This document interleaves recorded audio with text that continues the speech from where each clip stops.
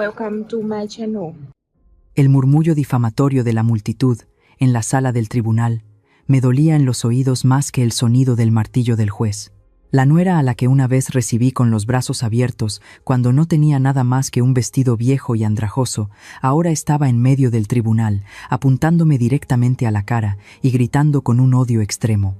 ¡Usted mató a mi esposo y ahora la mansión será mía! Sus padres la secundaron, sonriendo con desdén. Haremos que lo pierda todo. Me quedé sola, en medio de miradas de desprecio, perdiendo todo mi honor en la misma ciudad donde había pasado toda mi vida construyendo una reputación. Soy Mercedes, y la historia que estoy a punto de contarte va más allá de lo que puedas imaginar sobre la traición. Cuando la persona que una vez consideré como mi propia hija fue quien tendió la trampa perfecta para borrar mi vida.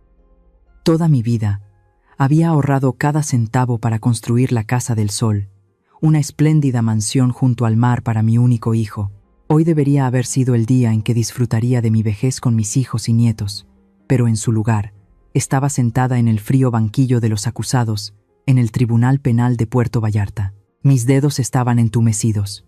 Apreté con tanta fuerza mi viejo rosario de roble que se marcó profundamente en mi piel.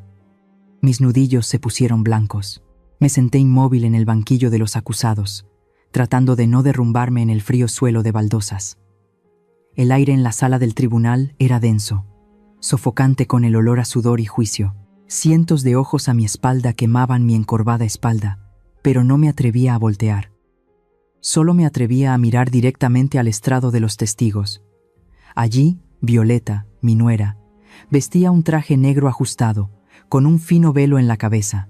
Lloraba, sus delgados hombros temblaban con cada sollozo ahogado, haciendo que toda la sala guardara silencio por compasión. Pero ellos no veían lo que yo veía. Cuando nuestras miradas se encontraron a través de sus lágrimas, vi un destello afilado, frío y cruel. Ella sonrió levemente. Luego su voz, temblorosa pero clara, pronunció cada palabra como clavos martillados directamente en mi viejo pecho. Fue ella. Ella estaba celosa del amor que Íñigo sentía por mí. Puso arsénico en el tazón de sopa de maíz tradicional y se lo dio a comer. Usted mató a mi esposo y ahora la mansión será mía. Santo Dios. Sentí como si alguien me estuviera estrujando el corazón. La sopa de maíz, el plato lleno de amor maternal que Íñigo más amaba desde niño, ahora, en boca de mi nuera, se convertía en un arma homicida. Quería gritar que mentía, pero mi garganta estaba seca y amarga. La injusticia bloqueaba todas mis palabras. Miré rápidamente hacia los asientos del público. El señor y la señora Ledesma, los padres de Violeta, me miraban con ojos turbios llenos de desprecio. Sonrieron con desdén, susurrando lo suficientemente alto para que sus palabras venenosas llegaran a mis oídos. Haremos que lo pierda todo. ¿Todo? Mi hijo estaba muerto. El honor de mi familia manchado. Y ahora, mi libertad también estaba a punto de ser arrebatada. El juez, un hombre corpulento con una expresión de aburrimiento, se ajustó las gafas y levantó su martillo de madera. Desesperada, cerré los ojos con fuerza. En la oscuridad que me envolvía, invoqué en silencio a Nuestra Señora de Guadalupe. Madre, por favor, sálvame. No dejes que la verdad sea enterrada bajo este lodo inmundo. Apreté mi rosario, esperando que el fatídico martillo cayera sobre mi vida. De repente, el fuerte ruido de una silla golpeando el suelo me hizo abrir los ojos de un salto. No era el martillo, era Edgar, el abogado que representaba a Violeta. Se había levantado de un salto en medio del juicio. La silla detrás de él había sido empujada lejos, pero su habitual arrogancia de zorro astuto había desaparecido por completo. En su lugar, había un rostro pálido como el papel, sin una gota de sangre. Se quedó allí, sosteniendo con mano temblorosa su costosa tableta, mirando fijamente la pantalla y luego a Violeta. Su mirada era de pánico extremo, como si acabara de ver al diablo materializarse a su lado. Toda la sala contuvo la respiración. Nadie entendía lo que estaba pasando. El juez frunció el ceño, el martillo todavía suspendido en el aire. Violeta se quedó helada. Sus lágrimas cesaron de repente, mirando desconcertada a su abogado. Y entonces, Edgar gritó, un grito agudo y desafinado que resonó en las 4 paredes del tribunal. Seguridad, Arréstenla. Toda la sala estalló en caos, pero extrañamente, en medio de esa tormenta, sentí una calma extraña. Mi ritmo cardíaco se ralentizó. Solté el rosario, dejando que mi mente vagara. Todo ante mis ojos se volvió borroso. El ruido se desvaneció, dando paso al susurro de las olas rompiendo en la arena blanca de hace 5 años. La memoria me llevó de vuelta a la Casa del Sol, la mansión junto al mar bañada por el sol que había ahorrado toda mi vida para construir para mi único hijo. Era una tarde soleada. La brisa marina traía un sabor salado, ondeando las cortinas de seda blanca en el porche. Iñigo, mi hijo, entró con una sonrisa radiante que no había visto en mucho tiempo. Detrás de él venía una joven, de figura pequeña, que se acurrucaba tímidamente en el fuerte brazo de mi hijo como un pajarito asustado por la tormenta. Esa fue la primera vez que vi a Violeta. En ese momento, no vestía sedas y brocados negros como hoy. Llevaba un vestido de algodón barato con el dobladillo deshilachado, y sus viejos zapatos de tela estaban manchados de polvo del camino. Pero en su cuello llevaba una sencilla cruz de madera. Fue ese detalle lo que ablandó mi corazón. Vi en ella un reflejo de mi juventud, una chica pobre pero devota, que siempre ponía su fe en Dios. Iñigo le tomó la mano con fuerza, sus ojos brillando con una felicidad inocente. «Mamá, esta es Violeta. Es la mujer con la que quiero casarme». En lugar de examinar los orígenes humildes de mi futura nuera, como otras suegras de la alta sociedad de Puerto Vallarta, abrí mis brazos. Abracé a Violeta, sintiendo el temblor en su cuerpo delgado. Pensé que era un temblor de emoción y gratitud. ¿Quién iba a decir que podría haber sido el temblor de alguien que intentaba reprimir una ambición frenética ante un tesoro recién encontrado? La quise como si fuera mi propia hija. Le dije adiós. Gracias por traerle a mi hijo una esposa tan buena. La boda se celebró 6 meses después, la más lujosa de toda la bahía.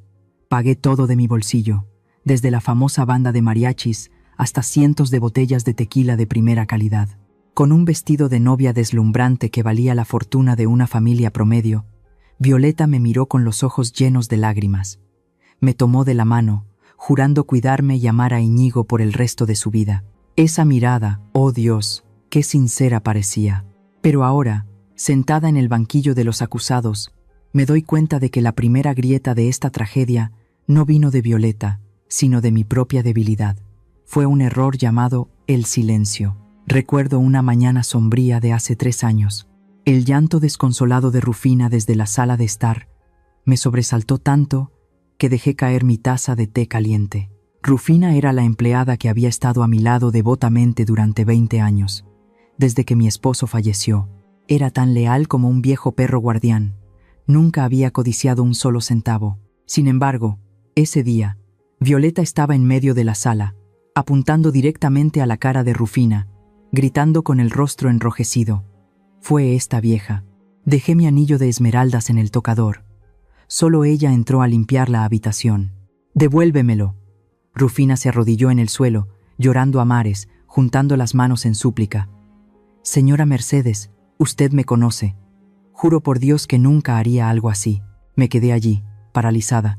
Conocía bien a Rufina. Sabía que preferiría morir de hambre antes que robar. Y también noté una fugaz expresión de desconcierto en los ojos de Violeta cuando no se atrevió a mirarme directamente. Mi intuición me dijo que mi nuera estaba mintiendo, o que quizás lo había perdido en algún lugar y quería encontrar un chivo expiatorio para desahogar su ira. ¿Pero qué hice? Miré a Iñigo. Vi a mi hijo de pie, incómodo, entre su esposa y su anciana niñera. Tenía miedo de entristecer a mi hijo. Tenía miedo de que esta nueva y pacífica familia tuviera conflictos por una empleada. Quería mantener esa falsa armonía, y así me tragué la verdad. Ayudé a Rufina a levantarse. Le puse una gran suma de dinero en la mano y le dije suavemente: «Rufina, vete a tu pueblo a descansar un tiempo». La mirada de decepción de Rufina en ese momento me ha perseguido hasta el día de hoy. Ella no necesitaba dinero, necesitaba que yo defendiera su honor. Pero elegí un silencio cobarde a cambio de la sonrisa triunfante de mi nuera. El día que Rufina salió por la puerta de la mansión con su pequeño equipaje, no sabía que acababa de derribar el último escudo de lealtad de esta familia con mis propias manos. Después de que Rufina se fue, la casa comenzó a cambiar. Poco a poco, de manera tan sutil que no me di cuenta a tiempo. Primero fueron las cenas.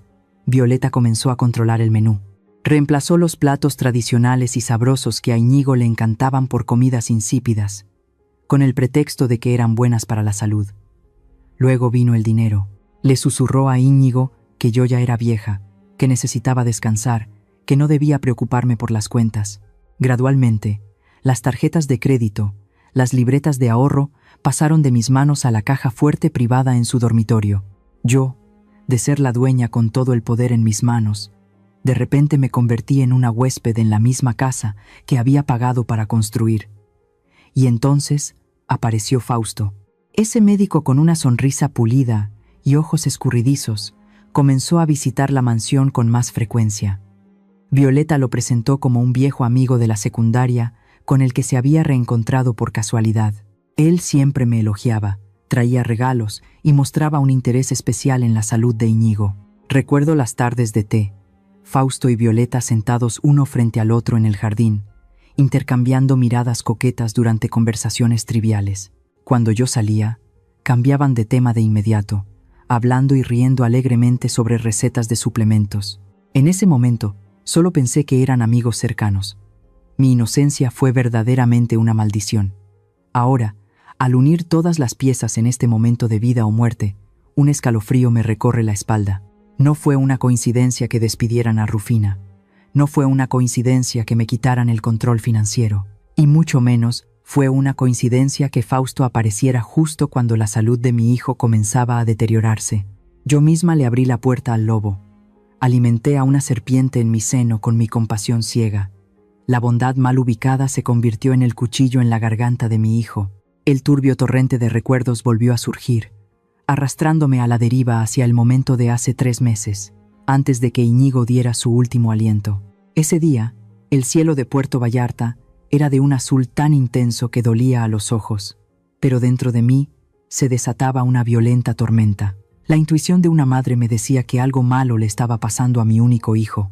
Íñigo no me había llamado en toda una semana, algo que nunca había sucedido desde que aprendió a hablar. Cuando llamaba a su teléfono, solo escuchaba el tono largo y sin respuesta, o la voz fría de Violeta diciendo que estaba durmiendo. Mis entrañas ardían como si hubiera fuego dentro. La inquietud se filtró en cada vaso sanguíneo, instándome a ir y ver a mi hijo con mis propios ojos. Tomé un taxi a la Casa del Sol al mediodía, cuando el sol colgaba directamente sobre mi cabeza como un ojo ardiente que escudriñaba el mundo. El coche se detuvo frente a la puerta de la mansión, la puerta de hierro negro, alta e imponente con los intrincados diseños curvos que yo misma había elegido. Ahora estaba cerrada como la puerta de una prisión. Me bajé apresuradamente del coche y corrí a tocar el timbre con fuerza. El timbre sonó estridentemente, resonando en el silencioso jardín interior, pero nadie respondió. Llamé a mi hijo por su nombre. Íñigo, Íñigo, soy mamá, hijo. Mi llamada cayó en el vacío. El sol abrasador del trópico comenzó a quemarme la piel. El sudor brotaba a chorros, corriendo por mi espalda y emborronando mi ligero maquillaje. Me quedé allí, agarrando las barras de hierro calientes, sintiéndome como una mendiga suplicando limosna frente a la casa que mi propio dinero había construido. 10 minutos, 20 minutos. Luego pasaron 30 minutos. Mis piernas se entumecieron. Mi cabeza comenzó a dar vueltas por el calor. Justo cuando estaba a punto de gritar de nuevo, la pesada puerta de roble de la casa principal se abrió lentamente. Salió Violeta. No caminaba rápido, sino que daba pasos lentos y pausados, paseando por el sombreado jardín, ignorando a su suegra que estaba bajo el sol abrasador fuera de la puerta. Llevaba un vestido de seda ligero, sosteniendo un vaso de jugo de naranja sanguina. Su rostro muy maquillado irradiaba una frialdad distante. Ya no quedaba rastro de la apariencia tímida y sumisa de la nuera obediente de antaño. Frente a mí ahora había una mujer extraña, con una mirada tan afilada como un cuchillo. Se detuvo frente a la puerta de hierro, pero no tenía intención de abrir. Tomó un sorbo de su jugo, mirándome a través de las barras como si fuera un animal extraño en una jaula, y luego dijo con frialdad: «¿Qué hace aquí? A esta hora Íñigo necesita descansar». Traté de contener mi ira. Mi voz temblaba de preocupación.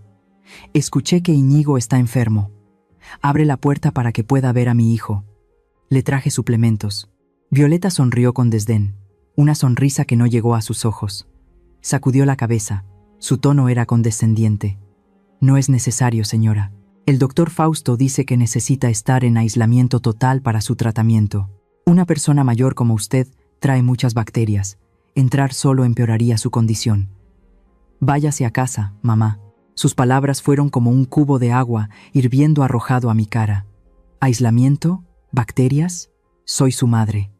Lo cuidé toda mi vida desde que era un bebé. Nunca he sido una amenaza para mi hijo. La preocupación dentro de mí se transformó de repente en una furia explosiva. ¿Qué dijiste? Gruñí, mis manos apretando las barras de hierro con tanta fuerza que mis nudillos dolían. ¿Quién diablos es Fausto para prohibirme ver a mi hijo? Esta es la casa de mi hijo, y también es mi casa. Abre la puerta ahora mismo. Comencé a sacudir la puerta con fuerza. El sonido del metal chocando era fuerte y estridente. 2 guardias de seguridad corpulentos salieron corriendo de su puesto. Antes, siempre me saludaban con respeto, llamándome señora Mercedes, pero hoy, bajo las órdenes del dinero de Violeta, me miraron con ojos feroces. «Abran la puerta», grité, ya sin importarme mi imagen de dama distinguida. «Si no abren, llamaré a la policía». Violeta se echó a reír, se acercó, pegando su cara a las barras, y susurró con una provocación extrema. «Llámelos. A ver quién le cree a una vieja senil que está alterando el orden público. Usted ya está vieja, su mente ya no está clara. Mejor váyase a casa a rezar el rosario. No meta sus narices en los asuntos de mi esposo y míos». Esa frase fue como una cerilla arrojada a un polvorín. Toda la contención, toda la educación y la etiqueta que había mantenido durante toda mi vida se desvanecieron. Ya no era la prestigiosa señora Mercedes, solo era una madre a la que le estaban arrebatando al hijo que había parido. En un ataque de ira que nubló mi vista, metí la mano por el espacio entre las barras. Mi mano, acostumbrada solo a sostener libros de oraciones y rosarios, ahora se lanzó con toda la fuerza que pude reunir. La abofeté. Mi mano golpeó con fuerza la cara maquillada de Violeta. La bofetada no sonó muy fuerte debido a las barras, pero fue lo suficientemente fuerte como para borrar la sonrisa arrogante de sus labios, dejando una marca roja en su mejilla. Mi mano estaba entumecida y dolía, pero una sensación de dolorosa satisfacción surgió en mi corazón. Violeta se quedó helada por un segundo. Se tocó la mejilla, mirándome con los ojos muy abiertos, pero luego, en lugar de miedo o remordimiento, esbozó una sonrisa diabólica. Se volvió hacia los guardias y les ordenó, con una voz siseante como una serpiente venenosa: «¿Qué hacen ahí parados? Saquen a esta loca de mi vista. Cierren bien la puerta». El corpulento guardia se abalanzó, me quitó la mano de las barras con brusquedad y me empujó con fuerza hacia la acera. Tambaleé y casi caigo, mis tacones altos se torcieron. Violeta me miró con la mirada de una vencedora. Luego se dio la vuelta y entró fríamente en la casa. La puerta de roble se cerró de golpe frente a mí, como un punto final a toda la relación de suegra y nuera. Me quedé sola bajo el sol abrasador. La puerta de hierro negro seguía allí, imponente, fría y cruel, separándome de mi hijo enfermo. Alrededor, algunos vecinos que pasaban miraban con curiosidad, señalando. Pero no me importaba, ya no sentía vergüenza. En ese momento, solo sentía una impotencia absoluta. Miré mi mano. Todavía temblaba, caliente por el recuerdo de la bofetada. Era la primera vez en mi vida que golpeaba a alguien. Era la primera vez que usaba la violencia como respuesta, pero dolorosamente, esa bofetada no pudo salvar a mi hijo, sino que solo marcó el comienzo de una lucha desigual. Supe, a partir de ese momento, que no solo había perdido a una nuera, sino que me enfrentaba a un demonio con piel humana. Mi mano todavía temblaba, no por miedo, sino por la furia de una madre a la que se le niega el derecho a cuidar del hijo que parió. Esa bofetada fue una explosión instintiva, pero frente a esta fría puerta de hierro, me pregunto si reaccioné de forma exagerada, o si cualquiera en esta situación habría hecho lo mismo. Háganme saber que no estoy sola en este pensamiento, dejando su opinión en la sección de comentarios a continuación. 3 días después de esa bofetada, una tormenta sin precedentes azotó Puerto Vallarta. El viento del mar rugía, derribando las palmeras a lo largo de la costa. El trueno retumbaba como la ira de Dios. Pero fue en esa noche de tormenta y viento que encontré mi oportunidad. Sabía que en noches de mal tiempo como esta, los guardias solían ser negligentes, refugiándose en su garita para evitar la lluvia. Y yo sabía un secreto que Violeta desconocía. Cuando construí la Casa del Sol, le pedí al arquitecto que dejara un pequeño pasadizo secundario en la parte trasera de la casa, oculto por una densa enredadera de bugambillas. Era un camino para que el jardinero transportara fertilizantes sin ensuciar la entrada principal. Violeta, en su embriaguez de poder y arrogancia, no había prestado la más mínima atención a este pequeño detalle como para cerrarlo. Me puse un impermeable gris oscuro, mezclándome con la densa oscuridad de la noche. En mi mano llevaba una lonchera térmica. Dentro había sopa de maíz caliente, esa sopa dorada y fragante a mantequilla y leche que Íñigo adoraba cada vez que se enfermaba. Bajo mi brazo llevaba un viejo oso de peluche, el osito que Íñigo había abrazado durante toda su infancia. Los llevé como amuletos, con la ingenua esperanza de que el sabor de casa y los recuerdos de la infancia despertarían a mi hechizado hijo. Me deslicé por el estrecho pasadizo. Las espinosas ramas de bugambilla me arañaron la cara y las manos hasta sangrar, pero no sentí dolor. Este dolor físico no era nada comparado con el dolor de no poder ver a mi hijo. La lluvia me azotaba la cara. Entré sigilosamente por la puerta trasera de la cocina, cuyo cerrojo flojo ya sabía cómo abrir. La mansión estaba sumida en una fría oscuridad. No había el calor de un hogar, sino el aura sombría de una tumba. Subí las escaleras a tientas, dirigiéndome al dormitorio principal. Mi corazón latía con fuerza en mi pecho, al ritmo de los truenos que estallaban afuera. Cuando empujé suavemente la puerta del dormitorio, un olor me golpeó la nariz y casi me hizo vomitar. No era el agradable aroma a aceite de lavanda que solía comprarles.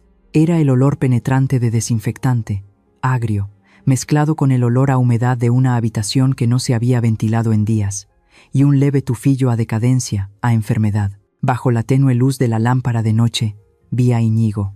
Mi hijo yacía allí, perdido en la inmensidad de la cama. Dios mío, me tapé la boca con la mano para ahogar un sollozo. Mi hijo estaba demacrado, sus mejillas hundidas, su rostro pálido y amarillento como una hoja marchita. Yacía inconsciente. Su respiración era débil y jadeante, como el sonido de un fuelle. Corrí hacia la cama, puse la lonchera con la sopa y el oso de peluche en la mesita de noche. Me arrodillé y tomé su mano huesuda y fría. Íñigo, hijo mío, soy mamá, estoy aquí contigo, susurré, mientras lágrimas calientes caían sobre el dorso de la mano de mi hijo. Las pestañas de Íñigo temblaron. Abrió los ojos lentamente. Contuve la respiración, esperando una mirada cálida, una sonrisa débil, o al menos una llamada de mamá, pero no. Cuando Íñigo me vio, sus ojos se abrieron de par en par, no de alegría, sino de terror, un miedo puro, mezclado con un resentimiento que nunca pensé que recibiría del hijo que parí.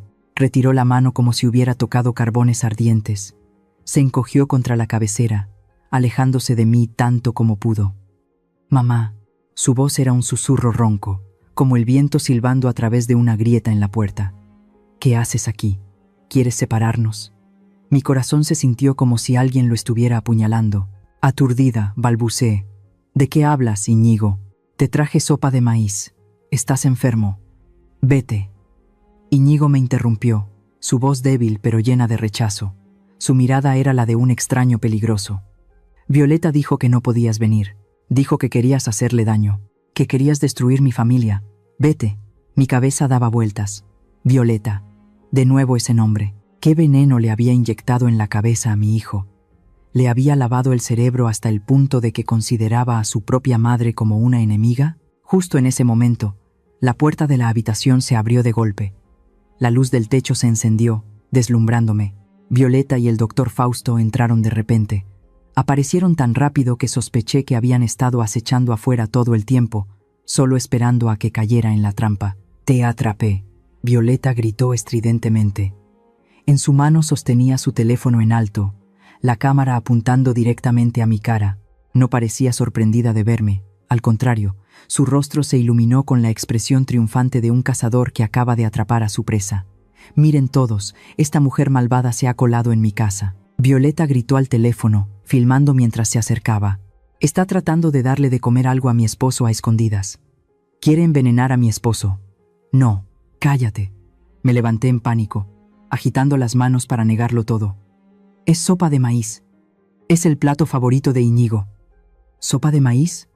Fausto se acercó, sonriendo con desdén. Agarró la lonchera de la mesita de noche. ¿Quién sabe qué porquería le has puesto aquí? ¿Arsénico o veneno para ratas? Dámela. Me abalancé para arrebatarle la lonchera, la prueba de mi amor. En medio del forcejeo caótico, Fausto soltó la mano. La lonchera cayó al suelo. La tapa se abrió de golpe. La sopa de maíz dorada y caliente que había pasado toda la tarde cocinando, ahora salpicaba por todo el suelo, manchando incluso la costosa alfombra de piel. El aroma de la sopa de maíz de repente se volvió amargo, fuera de lugar en medio del frío olor a desinfectante de la habitación. El tazón se hizo añicos, al igual que mi corazón en ese momento. Roto. «Ayúdenme. Esta vieja está loca», atacó al doctor. Chilló Violeta, continuando con un primer plano del charco de sopa en el suelo y luego girando hacia mi rostro aturdido. 2 grandes guardias de seguridad entraron corriendo a la habitación. Sin darme tiempo a explicar, me agarraron bruscamente por los brazos, torciéndomelos dolorosamente detrás de la espalda. «Sáquenla. Tírenla a la calle ahora mismo», ordenó Violeta, su voz tan fría como el hielo. Me arrastraron como si fuera una bolsa de basura. Intenté volver la cabeza, gritando desesperadamente el nombre de mi hijo. «Íñigo, hijo, créeme, solo quiero lo mejor para ti». Pero Íñigo seguía allí, acurrucado en la cama.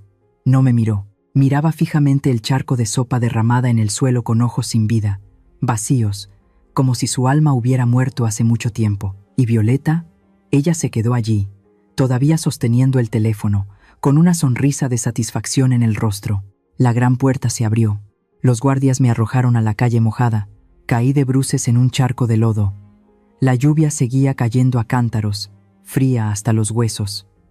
El agua de la lluvia se mezclaba con las lágrimas saladas en mi cara.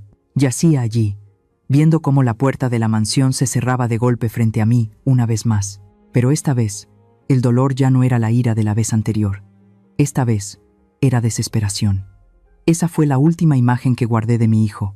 Un cuerpo demacrado, una mirada de miedo y un cruel rechazo. En ese momento, tirada bajo la tormenta del cielo y la tormenta de los corazones humanos, me di cuenta con amargura de una verdad terrible. Estaba completamente sola. Los días posteriores a esa fatídica noche de tormenta fueron una serie de pesadillas interminables. Pero la verdadera pesadilla solo comenzó el día fatídico en que las campanas de la iglesia de Nuestra Señora de Guadalupe doblaron con un sonido grave y sordo, anunciando que mi Íñigo había ido con Dios. La noticia de la muerte de mi hijo me golpeó como un mazazo en el alma, haciendo que todo mi mundo se derrumbara en cenizas.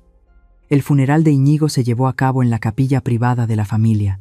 Vestía un traje de luto negro, con un velo de encaje cubriendo mis ojos hinchados por haber llorado hasta secarlos. Me quedé en un rincón, viendo a la gente dar el pésame, con el corazón roto pero sin atreverme a acercarme al ataúd de mi hijo por la prohibición de Violeta y sus feroces guardias. Cuando la ceremonia de despedida estaba a punto de comenzar, mientras el sacerdote rociaba agua bendita sobre el reluciente ataúd de caoba, el sonido de las sirenas rasgó la atmósfera solemne. La policía llegó de repente. No 1 ni 2, sino un equipo de policía criminal armado. Irrumpieron en la capilla, sus botas claveteadas resonando en el suelo de mármol con un sonido estridente y frío. El capitán de la policía, con un rostro de acero, caminó directamente hacia mí, sosteniendo un papel con un sello rojo brillante.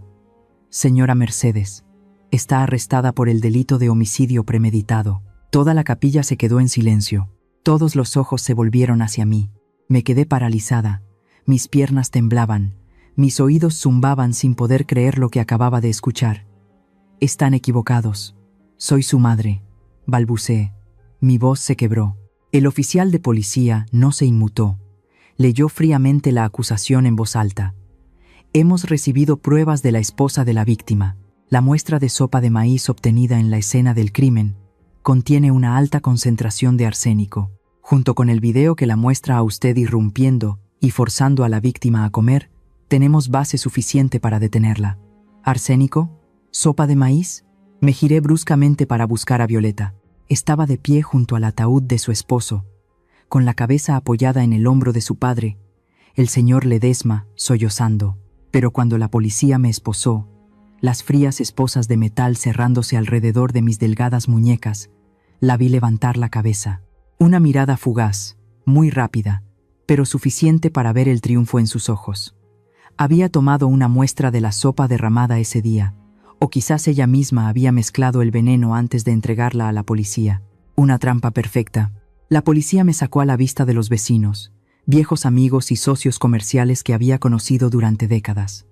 Los miré, esperando una mirada de compasión, una palabra de apoyo. Pero no. Las miradas que una vez me vieron con respeto y admiración ahora se volvieron de asco y miedo, como si vieran un monstruo. «Bruja», susurró una mujer, pero en el silencio sonó perfectamente claro. «Mató a su hijo para quedarse con la herencia. ¡Qué asco!». Es cierto lo que dicen de las mujeres, ni una tigresa se come a sus crías. Esas palabras fueron como 1000 agujas clavándose en mi piel. Quería gritar que era inocente, que amaba a Íñigo más que a mi propia vida. Pero la policía me metió en la patrulla. La puerta de metal se cerró de golpe, encerrándome en la oscuridad, separándome de la luz del sol y de mi pobre hijo que yacía frío allí dentro. Me llevaron a la cárcel de Puerto Vallarta. Era el peor lugar del mundo en el que había estado. No más mantas cálidas, ni colchones suaves, no más fragancia de incienso. Solo 4 paredes de hormigón húmedo y desconchado, y un olor penetrante a lejía mezclado con inmundicia. Me acurruqué en el frío suelo. La delgada manta no era suficiente para evitar que el frío de la piedra se filtrara en mis viejos huesos. Cuando cayó la noche, la oscuridad me envolvió, densa y sofocante. No lloré de miedo. Lloré por la injusticia que no podía lavar. La imagen de Íñigo mirándome con miedo, esa noche de lluvia volvía a mi mente, atormentándome. ¿Tú también creías que tu madre quería matarte? ¿Te fuiste con odio hacia mí? Al día siguiente, usé mi única llamada telefónica para contactar a los mejores abogados que conocía, aquellos que habían recibido generosos honorarios de mi parte, que me habían saludado con una reverencia en fiestas de la alta sociedad. Pero todos se negaron. Lo siento, señora Mercedes. Las pruebas en este caso son demasiado claras. No podemos arriesgar la reputación de nuestro bufete. Señora Mercedes, lo mejor sería que confesara para recibir clemencia. La opinión pública está muy indignada. Cada llamada colgada era el último ladrillo de mi muro de esperanza derrumbándose. Mi mundo se hizo añicos por completo. Me di cuenta de que la riqueza, el estatus, las relaciones que había construido diligentemente durante tantos años, eran solo una ilusión. No podían protegerme de la crueldad del corazón humano y las maquinaciones de los malvados. Había tocado fondo en el dolor. Tumbada en la oscura celda, comencé a cuestionarme. Me había equivocado. ¿Fue porque mimé demasiado a mi hijo que llegamos a esta tragedia? ¿O Dios me estaba castigando por algún pecado pasado que había olvidado? La duda me carcomía el alma, más dolorosa que la muerte. Me sentí sola, desnuda y patética. Una madre que perdió a su hijo, una viuda que perdió su honor, una oveja devorada por una manada de lobos. En este momento me di cuenta de que el sentimiento de querer gritar «soy inocente» sin que nadie te escuche es más aterrador que la muerte. Quizás en la vida no hay nada más doloroso que ser traicionado por tu propia familia y que el mundo entero te dé la espalda. ¿Alguna vez has estado en una situación en la que te malinterpretan, te acusan falsamente y tus explicaciones se vuelven inútiles? Si entiendes este dolor de soledad extrema, por favor, deja unas palabras para compartir en los comentarios. Su empatía en este momento es la única vela que calienta mi corazón en esta noche oscura. La pesada puerta de hierro de la prisión preventiva se abrió con el chirrido agudo del metal oxidado. La luz del sol brillante de Puerto Vallarta me golpeó los ojos, dura y cruel, obligándome a entrecerrarlos porque no estaba acostumbrada a la luz de la libertad. Esperándome junto a un viejo coche negro estaba Humberto, un anciano abogado, el mejor amigo de mi difunto esposo. Su cabello era blanco como el algodón. Sus ojos hundidos mostraban un claro cansancio, pero aún irradiaban determinación. Él fue el único que se atrevió a pagar mi fianza cuando toda la ciudad me consideraba una asesina. No dijimos una palabra durante todo el camino a mi antigua casa. Era una pequeña casa escondida, detrás de unas bugambillas en las afueras, el lugar donde había elegido vivir sola, para darles espacio a mi hijo y a su esposa después de la boda. La casa estaba cubierta por una fina capa de polvo, silenciosa y solitaria. Pero tan pronto como el coche se detuvo, vi una figura familiar esperando en el porche. Era Rufina, la anciana empleada, a quien 3 años antes había permitido débilmente que Violeta despidiera. Estaba allí, retorciendo el borde de su delantal, con los ojos rojos e inundados de lágrimas. Tan pronto como me vio bajar del coche, corrió hacia mí, se arrodilló a mis pies y besó mis manos delgadas y temblorosas. Señora, sé que es inocente. Por Dios, sé que es inocente. Sollozó Rufina, sus lágrimas empapando el dorso de mis manos. La ayudé a levantarse, con el corazón encogido, mientras aquellos de mi misma clase alta me daban la espalda. Esta pobre sirvienta era la única que creía en mí. Humberto nos ayudó a entrar, después de que la puerta de madera se cerró, separándonos del cruel mundo exterior. Rufina se secó las lágrimas. Su voz bajó a un susurro, pero lleno de seriedad. Señora, todavía mantengo contacto con Héctor, el jardinero de la Casa del Sol. Él le debe un favor de hace años, así que no se atreve a mentir. Héctor dice que... Rufina dudó un momento. Luego me miró directamente a los ojos, su mirada llena de indignación. Él y ella han estado juntos desde hace mucho tiempo.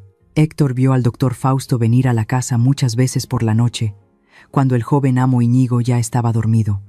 Se besaban en el jardín, justo debajo del roble que tanto le gustaba al joven amo.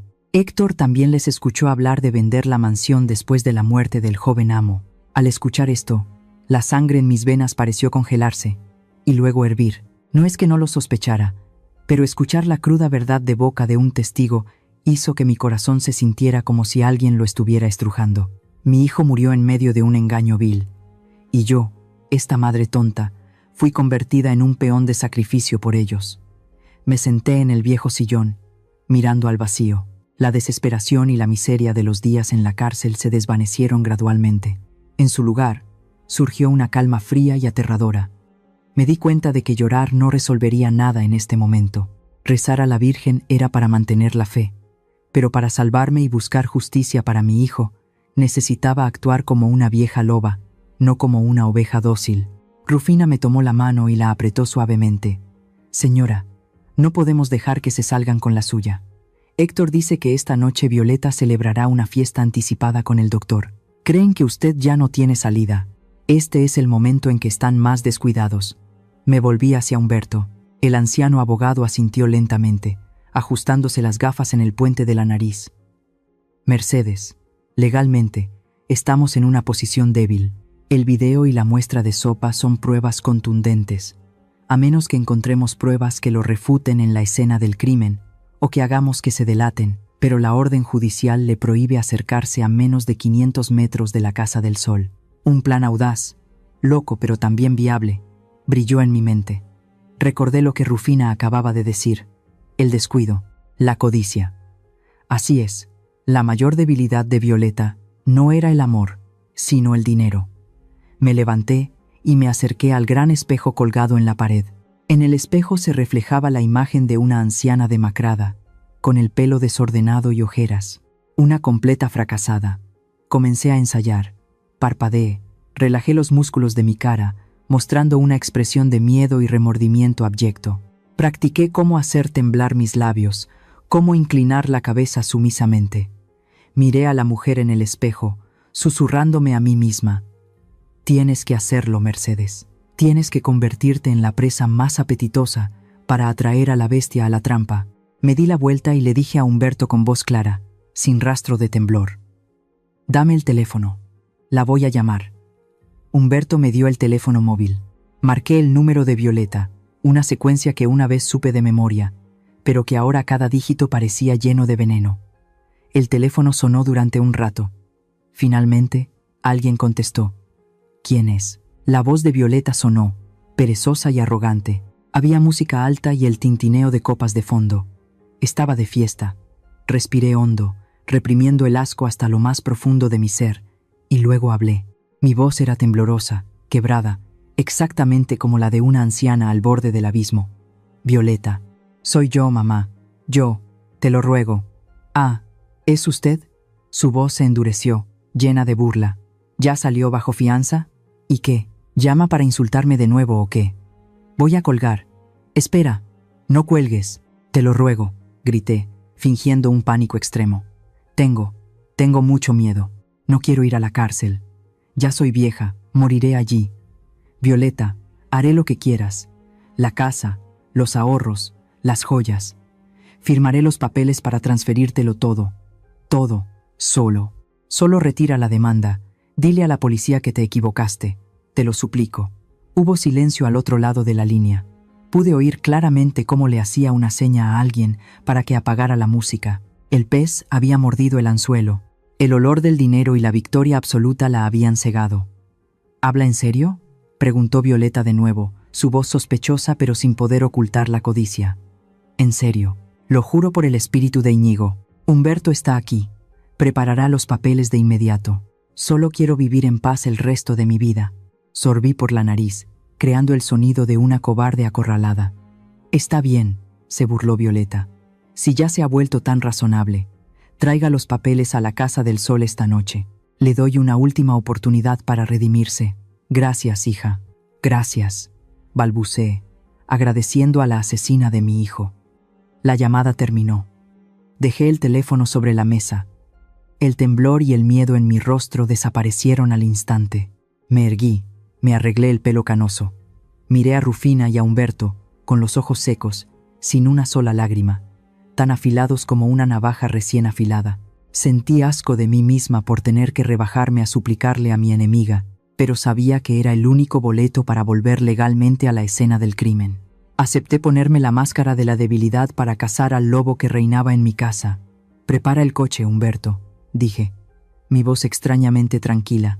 «Y Rufina, prepare el viejo uniforme de limpieza. Esta noche vamos a limpiar toda la basura de la Casa del Sol». El coche de Humberto se detuvo frente a la puerta de la Casa del Sol. ¿Cuánto tiempo había pasado desde la última vez que estuve aquí? Quizás solo unas semanas, pero sentía como si hubiera pasado un siglo. La mansión seguía allí, imponente y magnífica bajo la luz amarillenta del atardecer. Pero para mí, ahora irradiaba una frialdad y una extrañeza espeluznantes. Ya no era un hogar, sino la guarida de una bestia salvaje. Humberto me apretó la mano con fuerza antes de que bajáramos del coche, como para infundirme valor. La puerta de roble se abrió. Violeta nos recibió con una sonrisa falsa meticulosamente dibujada en su rostro maquillado. Llevaba un vestido de seda rojo brillante, sosteniendo una copa de vino, con el aire de una dueña llena de poder. A su lado estaba el abogado Edgar, quien también nos miraba con la condescendencia de alguien que otorga un favor. «Adelante, mi querida suegra», canturreó Violeta, su tono dulce pero lleno de espinas. «Espero que haya traído todos los papeles. No tengo mucha paciencia». Nos sentamos en el sofá de cuero de la sala. Humberto comenzó a colocar una gruesa pila de documentos sobre la mesa de cristal. La tensión era palpable, como una cuerda de violín a punto de romperse. Mientras Humberto captaba la atención de Violeta y Edgar con las complejas cláusulas de la transferencia de bienes, yo comencé a actuar mi papel. Me abracé el estómago, arrugando la cara, fingiendo un dolor terrible. «Disculpen, Humberto, Edgar, yo necesito ir al baño un momento. El estrés me está revolviendo el estómago», dije con voz débil y temblorosa. Violeta me miró con desprecio y me hizo un gesto con la mano. «Date prisa, no intentes ganar tiempo. El baño de la planta baja está roto, sube al segundo piso». Ahí estaba, la oportunidad de oro. Me levanté tambaleándome, apoyándome en el respaldo del sofá, y caminé lentamente hacia las escaleras. Pero tan pronto como doblé la esquina del pasillo del segundo piso, mi debilidad desapareció. Salí corriendo. Mi corazón latía tan fuerte que parecía que iba a salirse de mi pecho. Su sonido resonaba en mis oídos más fuerte que mis pasos apresurados. Solo tenía unos 5 minutos antes de que sospecharan. Me deslicé en el dormitorio de Íñigo. La habitación estaba a oscuras, las cortinas corridas. Un olor a humedad me golpeó la nariz. «Señora Mercedes». Un susurro desde un rincón de la habitación me sobresaltó. Era Rufina. Llevaba un uniforme de limpieza gris y holgado, sosteniendo un plumero, con un gorro que le cubría el pelo. Rufina se había colado aquí 30 minutos antes, según el plan, bajo la apariencia de una limpiadora por horas enviada por una empresa de servicios. Rápido, señora.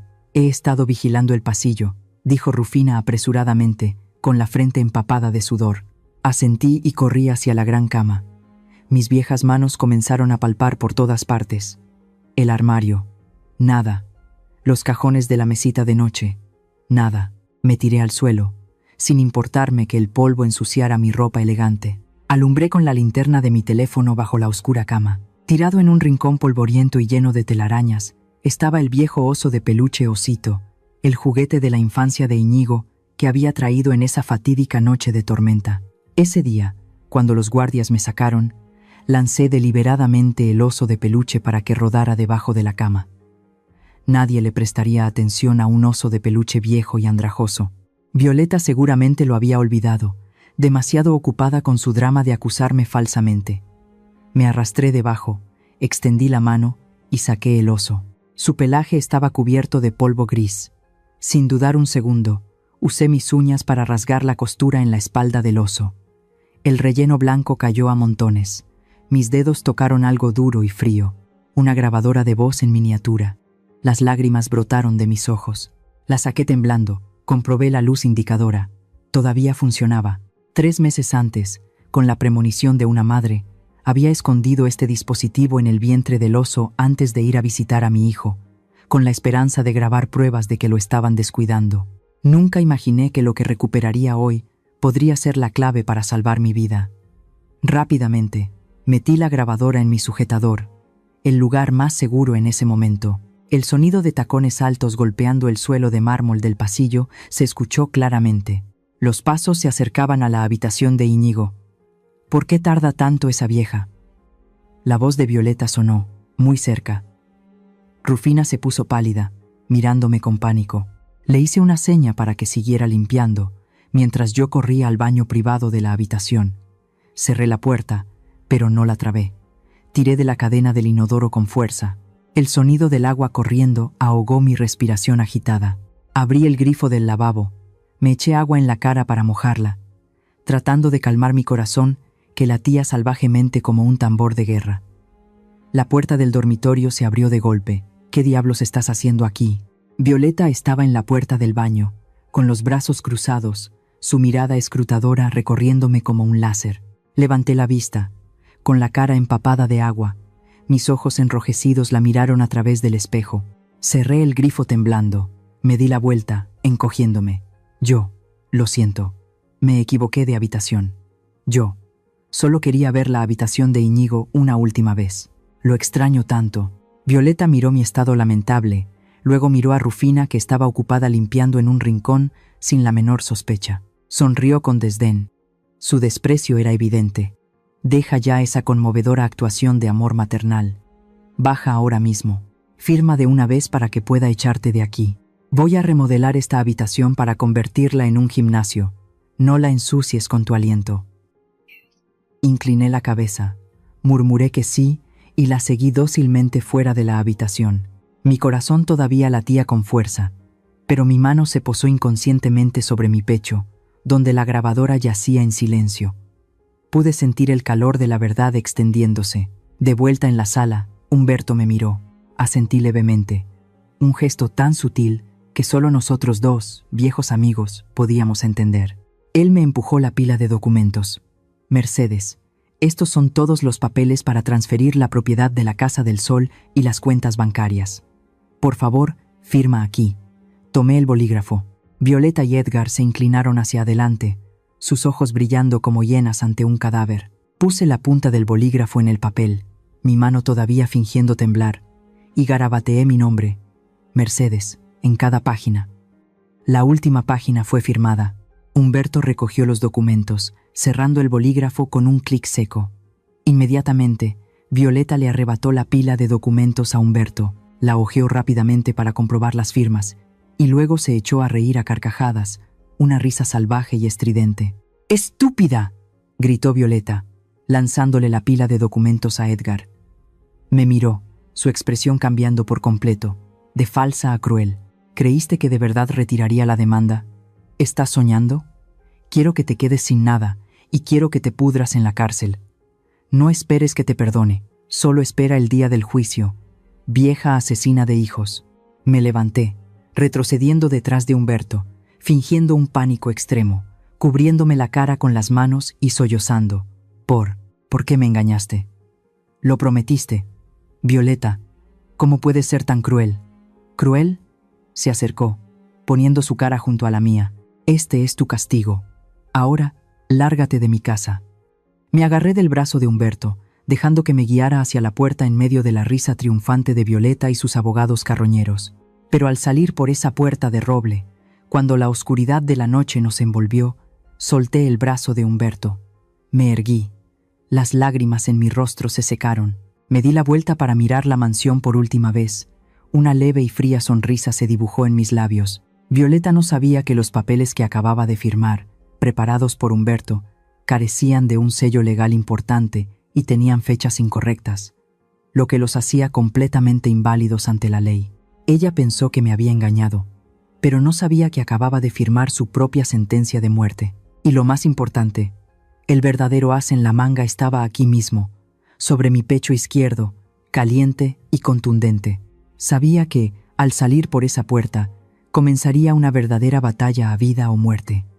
La trampa estaba puesta, y los lobos habían empezado a bajar la guardia. La cruda verdad estaba a punto de ser expuesta a la luz de la justicia, y los malvados pagarían. ¿Creen que la justicia divina tarda pero llega? Muéstrenme su apoyo en los comentarios antes de que entremos juntos en el fatídico juicio para desenmascarar al diablo. La caótica sala del tribunal, como una colmena recién perturbada, me despertó de mi ensimismamiento. El grito agudo del abogado Edgar todavía resonaba, rebotando en las solemnes paredes. Los alguaciles se acercaron, pero Edgar retrocedió, señalando directamente a Violeta como si fuera un monstruo portador de la peste. En medio de esa tormenta de pánico, abrí lentamente los ojos. Una calma inusual se apoderó de mí. Me volví hacia Humberto. El anciano abogado, el amigo de toda la vida de mi familia, asintió levemente. Un asentimiento suave pero con el peso de 1000 kilos de justicia.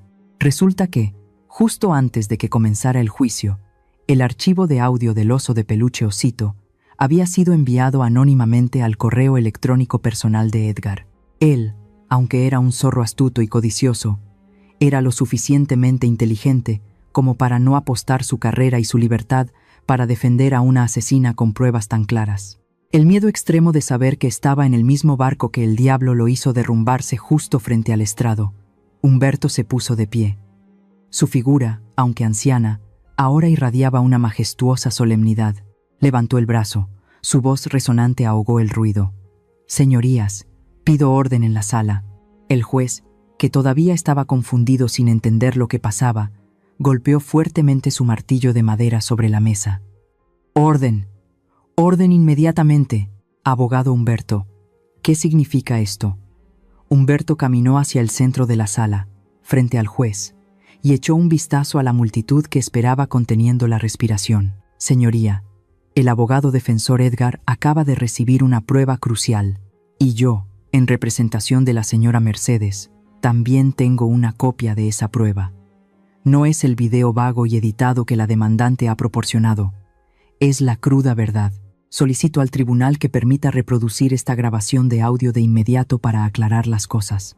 El juez miró el rostro pálido y sudoroso de Edgar. Él no se opuso, solo asintió temblorosamente en confirmación. El juez le hizo una seña al secretario para que conectara el equipo de sonido. Toda la sala se sumió en un silencio absoluto.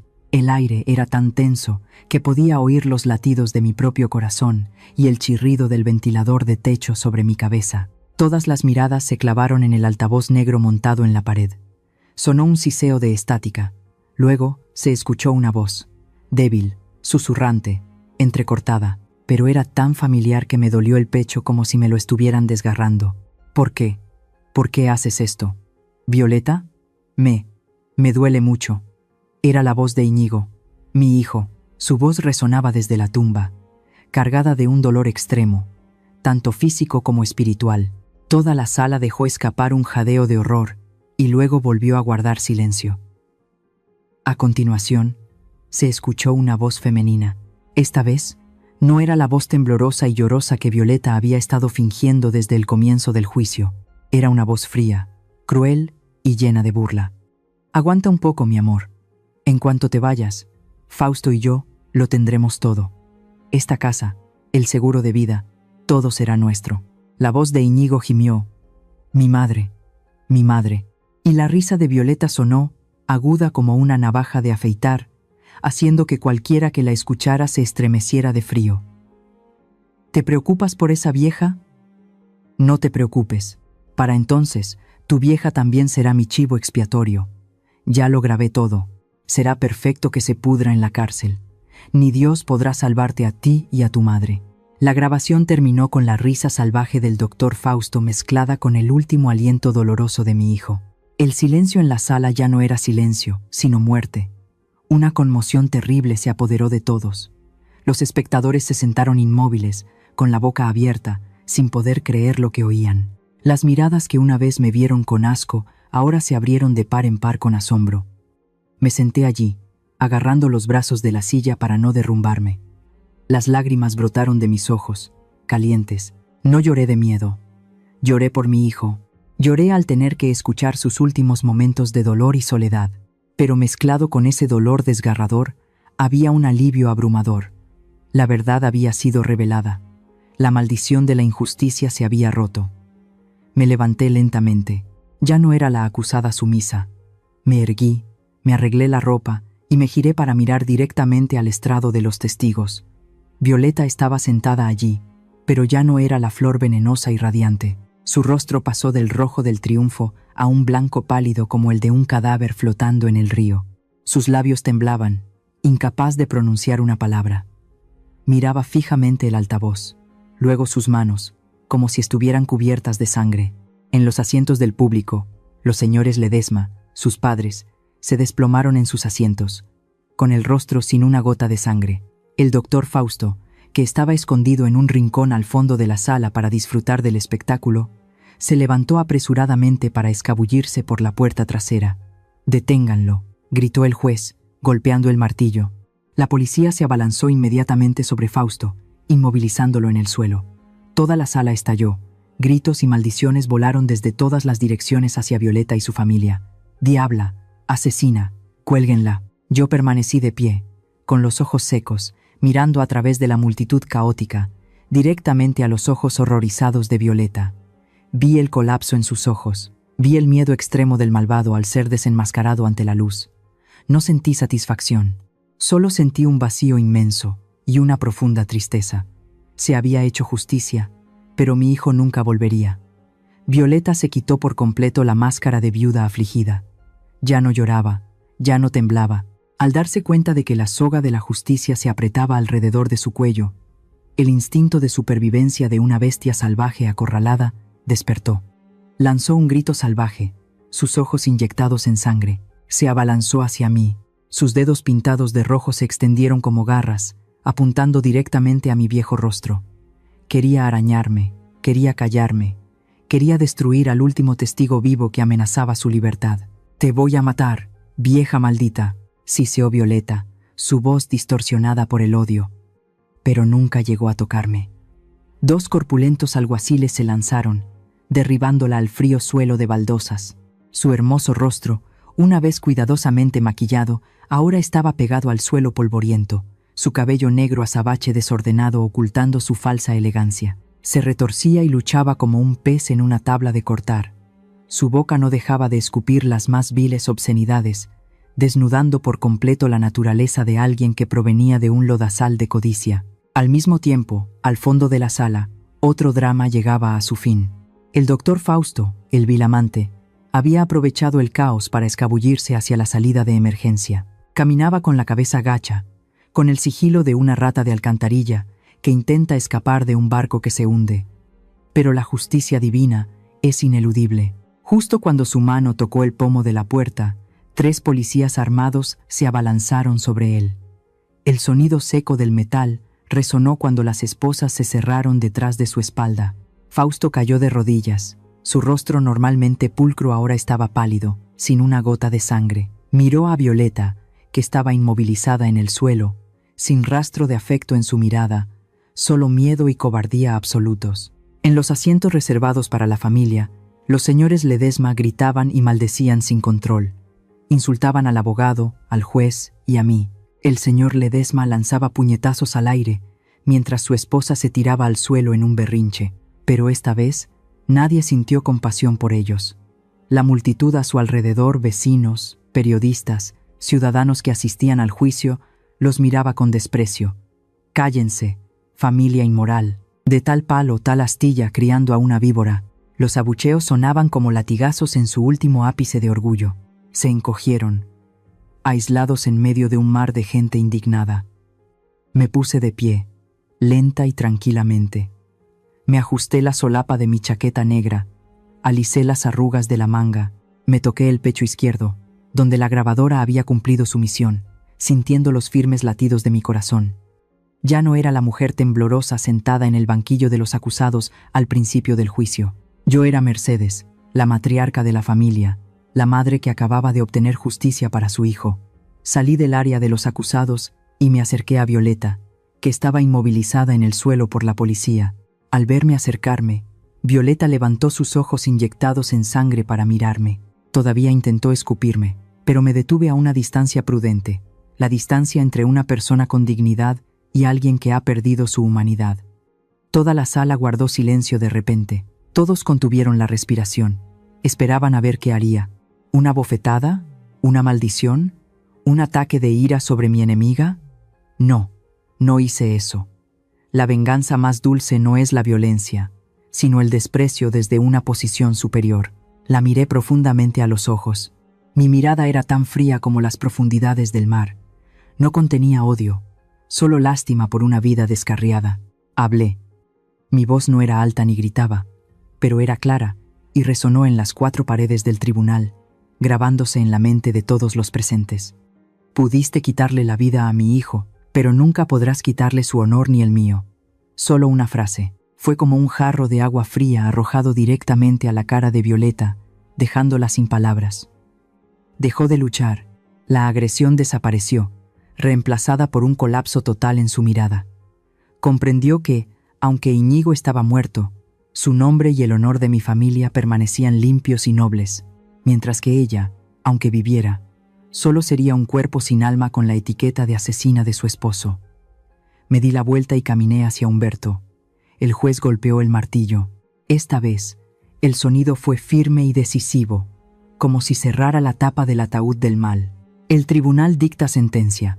La señora Mercedes es inocente y queda en libertad de inmediato. Al mismo tiempo, se ordena la detención inmediata de Violeta Ledesma y Fausto Gómez por los cargos de homicidio premeditado y difamación. Se levanta la sesión. Un estruendoso aplauso estalló. Humberto me abrazó. Sus hombros temblaban de emoción. Desconocidos también aplaudían y me aclamaban. Los flashes de los fotógrafos parpadeaban sin cesar, pero mis oídos parecían sordos a todo ese bullicio. No oí los aplausos. No oí las sirenas de la policía llevándose a los 2 criminales. Lo único que oí en ese momento, resonando desde muy lejos a través de la pequeña ventana en lo alto, fue el sonido de las campanas de la iglesia de Nuestra Señora de Guadalupe. Un sonido solemne, que resonaba en el caluroso mediodía de Puerto Vallarta. No era el tañido fúnebre de la muerte, ni el alegre repique de un festival. Era el sonido del despertar, el sonido que anunciaba que la tormenta había pasado, dejando tras de sí una orilla devastada pero limpia. Respiré hondo. El aire de la libertad llenó mis pulmones. Había ganado. Había demostrado mi inocencia, pero mi corazón, en lo profundo de mi pecho, estaba roto en 1000 pedazos. Esta victoria no me devolvería a mi hijo, solo era la confirmación del dolor que tendría que llevar por el resto de mi vida. Miré hacia el techo, donde había un relieve de la balanza de la justicia, y susurré una última palabra. Voy a casa, Íñigo. La puerta del tribunal se abrió de par en par. La luz del sol entró a raudales, deslumbrante y brillante, dándome la bienvenida al salir de la oscuridad de esos días de injusticia, para comenzar un nuevo viaje. El viaje de la sanación y el olvido. Un año después, el tiempo pasa tan rápido como un parpadeo de Dios. Apenas ayer, la tormenta azotaba los cielos de Puerto Vallarta, y hoy, el sol dorado vuelve a extenderse sobre las olas de espuma blanca. Me paré frente a la puerta de hierro de la Casa del Sol por última vez. La mansión seguía allí, orgullosa y espléndida, pero ya no tenía esa apariencia fría de tumba. la había vendido. Los nuevos dueños eran una joven pareja. Sus ojos brillaban de amor cuando se miraban, justo como Íñigo y yo en aquellos años lejanos. Cuando le entregué el manojo de llaves a la joven esposa, mi corazón se sintió ligero.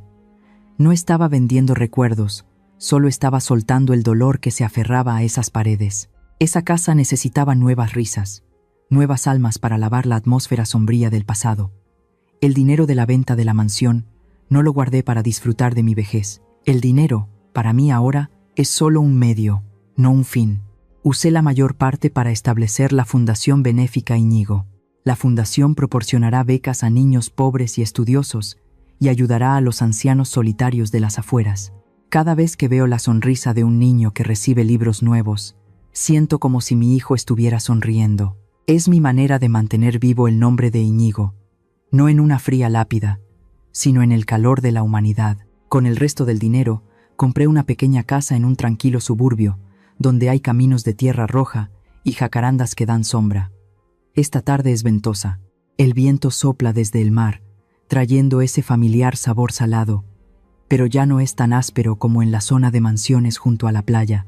Estoy sentada en una silla de mimbre en el porche, frente a un jardín de rosas en plena floración. Las rosas rojas y blancas desprenden una fragancia dulce, calmando suavemente mi alma agotada. Levanto la tetera de porcelana blanca y sirvo lentamente 2 tazas de té caliente. El delicado aroma de la manzanilla se eleva con el fino vapor. Sostengo una taza en mi mano, sintiendo el calor que se extiende a través de la porcelana hasta mi vieja palma. La otra taza la coloco con cuidado en la mesita, frente a la silla vacía a mi lado. «Toma un té, Íñigo», susurro. No hay respuesta, solo el susurro del viento entre las hojas. Pero no me siento triste. Esa silla puede estar vacía, pero en mi corazón, la imagen de mi hijo siempre está presente, en paz y en silencio. Ya no lloro cada vez que lo recuerdo. El dolor desgarrador de antaño ahora ha cicatrizado. Sigue ahí, doliendo cada vez que cambia el tiempo, pero me recuerda cuánto amé. «Señora, el viento está soplando. Póngase un abrigo». Una voz familiar llega desde el jardín de rosas. Es Rufina. Está podando las hojas marchitas. Su sombrero de ala ancha oculta su cabello, que ahora es tan blanco como el algodón. Rufina ya no es la sirvienta con uniforme. Vive conmigo como una hermana, una vieja amiga en la que nos apoyamos en el ocaso de nuestras vidas. Juntas hemos atravesado la tormenta, juntas hemos desenmascarado el mal, y ahora, juntas disfrutamos de la paz de la vejez. Gracias, Rufina. Ven a tomar el té conmigo.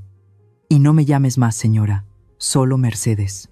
Sonrío y le hago un gesto. Rufina se quita los guantes de jardinería, sube al porche y se sienta a mi lado. Miramos juntas a lo lejos, donde el sol se pone lentamente detrás de la Sierra Madre, tiñendo de rojo una esquina del cielo. El atardecer aquí es sobrecogedoramente hermoso. No es brillante y deslumbrante, sino cálido y suave, como una tierna despedida al final del día. Mi vida ahora es muy simple. Por la mañana voy a la iglesia, rezo por el alma de Íñigo y doy gracias a la Virgen. Al mediodía, Rufina y yo cocinamos comidas sencillas. Por la tarde, mis viejas amigas del club de caridad vienen de visita. Tejemos juntas y hablamos de cómo ayudar a los pobres. No más fiestas lujosas y falsas, no más cálculos y maquinaciones. Solo queda la sinceridad. Tomo un sorbo de té. El ligero sabor amargo en la punta de la lengua se convierte en un dulzor persistente en la garganta. Me doy cuenta de que esta es la vida que siempre he anhelado. Sobreviví a la tormenta más grande de mi vida. No dejé que el dolor me hundiera en el abismo. Me levanté, luché, protegí mi dignidad y recuperé la inocencia de mi hijo. Miro hacia el horizonte, donde los últimos rayos de sol se desvanecen. Pero sé que mañana el sol volverá a salir. Un nuevo amanecer comenzará sobre el mar. Y yo, Mercedes, lo recibiré con un alma en paz, libre de las ataduras del mundo. Mensaje para la vida. Al cerrar este diario empapado de lágrimas, quiero compartir unas palabras desde el fondo de mi corazón de madre que ha atravesado la tormenta, con ustedes, que están escuchando mi historia. A las madres, a esas mujeres grandiosas pero también llenas de debilidad. Amen a sus hijos con todo su corazón, pero por favor no amen con ceguera. Guarden un límite para ustedes mismas, una independencia financiera y emocional. El sacrificio no significa dejarse pisotear o que les arrebaten su voz. Una madre fuerte, que sabe protegerse a sí misma, es el apoyo más sólido para sus hijos cuando llega la tormenta. Nunca entreguen las llaves de su vida a otra persona, aunque sea su ser más querido, a los hijos e hijas. Cuando salgan al mundo y construyan su propio hogar, es la ley de la naturaleza. Pero por favor, no olviden sus raíces. No dejen que el amor romántico o la influencia de su pareja empañen la piedad filial y el respeto por sus padres. El equilibrio entre la familia de origen y la nueva familia es un arte de vivir que deben aprender. No esperen a ver la silla vacía junto a la taza de té de la tarde, como yo, para darse cuenta del valor de la palabra familia. Y a todos, la lección sobre la codicia, el dinero, las mansiones, la fama, todo es efímero. La codicia sin fondo y el egoísmo pueden convertir a las personas en demonios, pueden destruir lo más sagrado en un abrir y cerrar de ojos. Pero recuerden, la justicia divina tarda, pero llega. El mal puede prevalecer por un momento, pero la verdad y la conciencia siempre serán los jueces finales. Si estás a punto de entrar en una relación, mira profundamente en el alma de la otra persona, no solo en su apariencia externa. Elige a alguien que valore a la familia, que sepa respetar a sus mayores. Mi historia ha terminado, pero espero que abra nuevas reflexiones en sus corazones. Vivan de tal manera que cuando el atardecer caiga sobre sus vidas, puedan sonreír en paz como yo ahora, sin avergonzarse de su conciencia y sin inclinarse ante el mal. La historia que acaban de escuchar ha sido modificada en nombres y lugares para proteger la identidad de los involucrados. Compartimos esta historia no para juzgar a nadie, sino con la esperanza de que en algún lugar alguien se detenga a reflexionar. ¿Cuántas madres están sufriendo en silencio en sus propios hogares? Honestamente, me pregunto, si estuvieras en mi situación, ¿qué harías? ¿Te quedarías en silencio para mantener la paz? ¿O alzarías la voz y lucharías para recuperar tu derecho a hablar? Me encantaría escuchar sus pensamientos sobre esta historia en mi canal o cualquier sugerencia que pueda ayudarnos a mejorar nuestro contenido. Dios siempre bendice a los valientes, y realmente creo que el coraje nos llevará a días mejores. Ahora mismo, dejaré las 2 historias más populares del canal en la pantalla final. Creo que los sorprenderán. Gracias por quedarte conmigo hasta este momento. Si esta historia tocó tu corazón, por favor, dale a me gusta, suscríbete al canal y activa la campana de notificaciones para no perderte lo que está por venir.